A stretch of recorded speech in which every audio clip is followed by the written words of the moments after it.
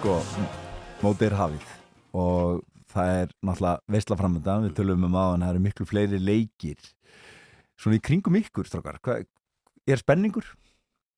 Þá ég bara við ykkar vini og vandamenn. Já, mér finnst það vera núna eftir að mótið hófst.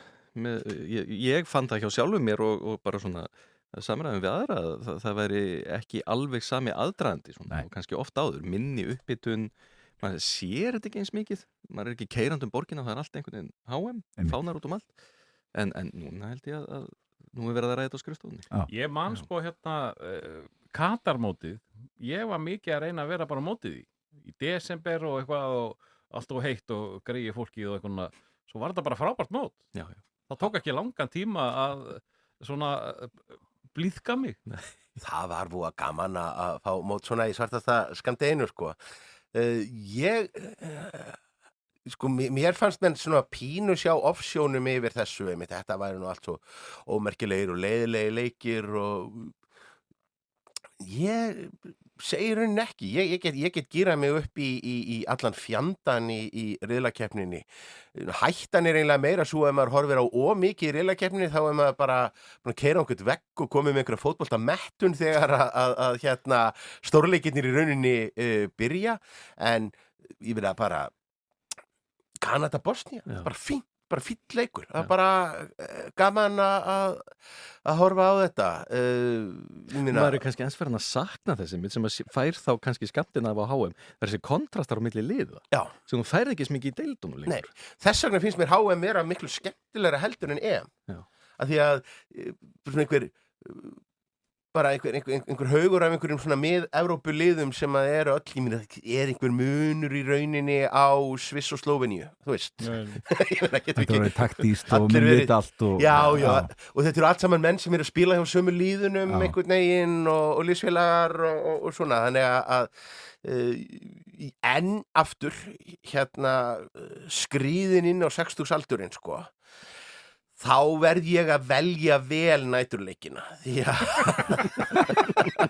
Ég tók Ég verð ómögulegur daginn eftir, sko. Ég tók Suður Kóreu Tékkland daginn eftir og á þess að kíkja á einhverja fréttamiðla og ég skemmti mig besti leikurinn til þess að mínum mati, sko. Þá ert þú bara senaðri maður heldur en ég, vegna þess að bara ég get ekki hort á fótboltaleik ef ég veit að einhver staðar í heiminum veit úrslit.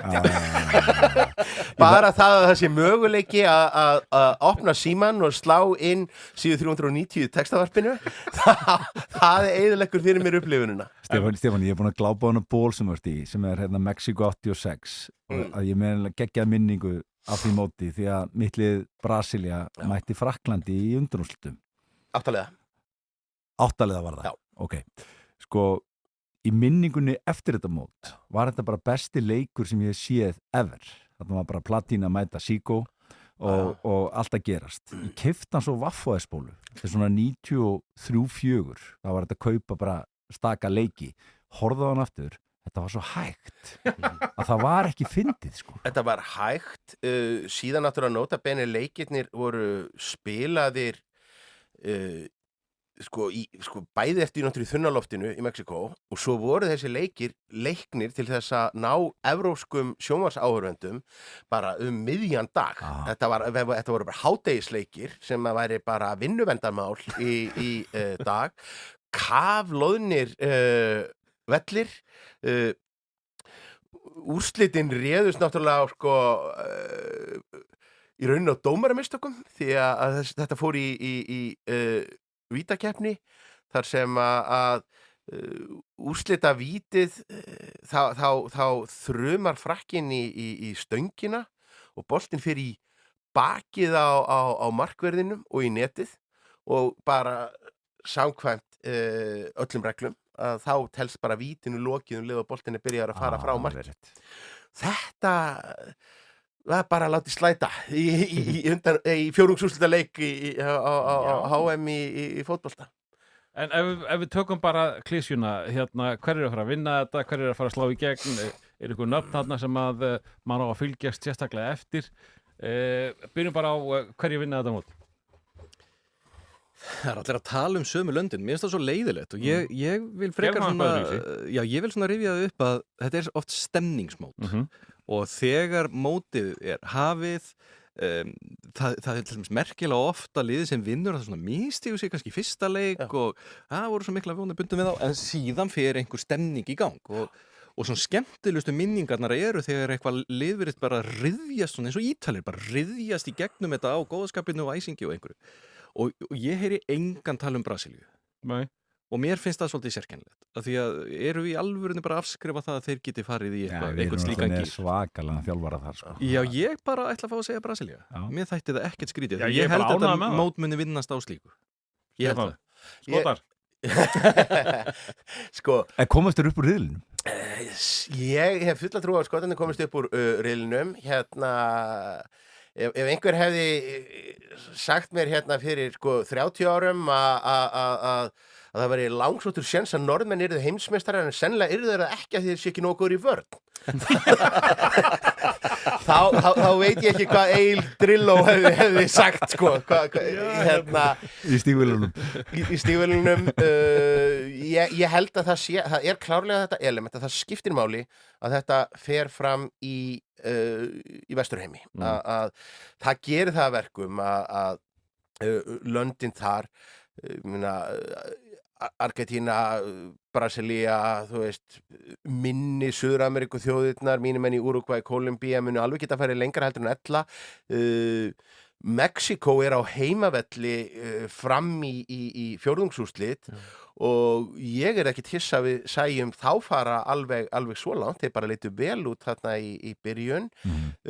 Á meðan að ef þetta mót hefði farið fram í Evrópu þá væri svona hópurinn sem ætti séns að vinna miklu þrengri. Það eina sem ég nenni ekki að gerist er það að ég nenni því eiginlega ekki að Frakkar mæti til leiks með sterkasta hópinn og vinni þráttur að hafa kosið að spila leiðilegasta bolta sem að í boði er. Ég hef svo gaman að liðum sem að spila með við sinn styrkleika, þekkja sín takmörk og bara pakka í vörn og harka fram úrslit, en ef þú getur betur en kýst að gera það ekki, þá hefur enga þolinmæði fyrir því.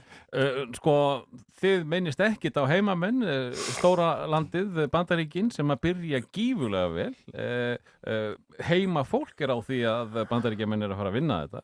Þið ætla ekkert að gefa þeim séns? Nei.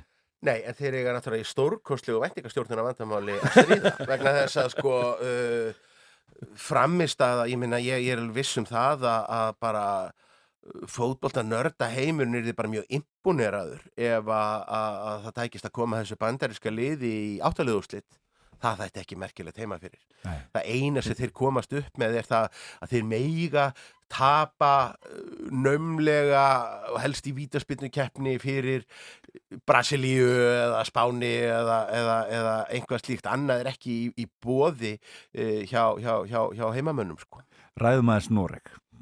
Hvernig er ástandi heima fyrir? Það er langt síðan þið hafa farið í heimsmeistarkeppni. Það var alltaf allt á límingunum með þessu ofurstjörnu sína. Hvernig líst ykkur á þá? Svona fyrirfram. Ég meina, maður skilur þá rosalega vel að vera með sína bestu leikmenn á besta mögulega aldri. Þetta er bara eins og þegar við fórum á EM og HM að þá vorum við svolítið að hugsa ok, við höfum ekki verið hérna áður en þetta er tækifærið, sko. Það verið einhvern veginn allt verið byggt upp til þess að komi að því að þessi strákar fá að spila á akkurat þessu móti. Einu sem hefur einhverja pínu áhyggjur af er að kannski fram að þessu tímabili að þá fannst mér enginn komast nálagt Erling Haaland í bara langbesti fótboltamaður í heimi og maður hélt, og það munar oft þannig að það kemur einhver svona óeðlilega góður, bara eins og Zidane tekur HM 98 af því hann er bara svo ofboðslega góður en hvort að Haaland ná einhvern veginn töfra það fram núna?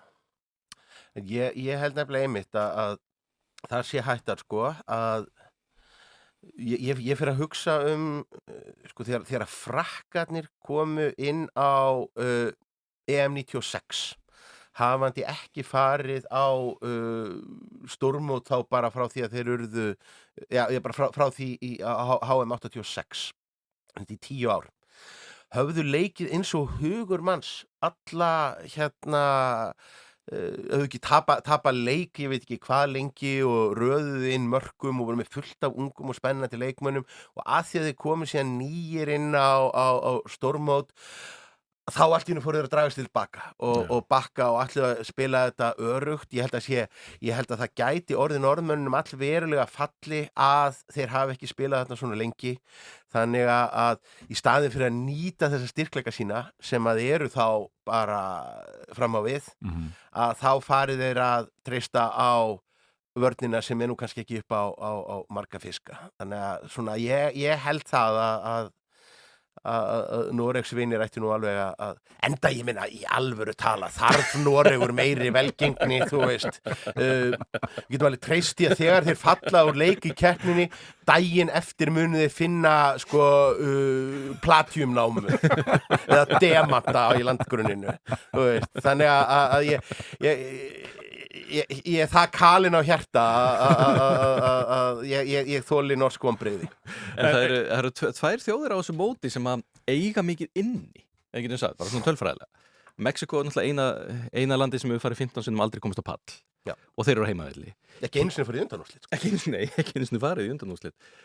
Síðan er annar land sem að er svona, ef maður fer alveg í nördismann og fer að taka sko, til dæmis hvar voru lið staðsett á heimslistanum þegar komað HM, hvað hafa þeir náð mörgum sigurum, samtals og mótum og allt þetta, alltaf sama landi sem að dúkar upp, sem er Holland. Já. Sem hefur aldrei unnið, en svona á pappírunum mætti að vera búnir að grísast í það einu sinni. Þannig að þessi tvö lönd eiga mikið inni og eru kannski að koma svolítið skemmtilega sterk inn á þetta mót. Og ég myndi segja líka að Portugal, ef að Ronaldo nær ekki að draga það of mikið niður. Eiginlega, það er bara of stór skuggi einhvern veginn sem að hann sko varpar á annars sko stórkostlega miðju. Þannig að bara ef Ronaldo tognar í riðlakeppni þá er það séns. Þetta er svolítið það sem ég hef hugsað. En allavega, frábært að fá okkur strákar og veislan er hafin og ég vil bara nota þetta tækifæri og þakka ykkur kærlega fyrir að sitja hérna með ykkur og rifja upp hitt og þetta og það kannski sérstaklega hina hliðina öllu saman. Björn Berg og Stefán Pálsson, takk kærlega fyrir komuna.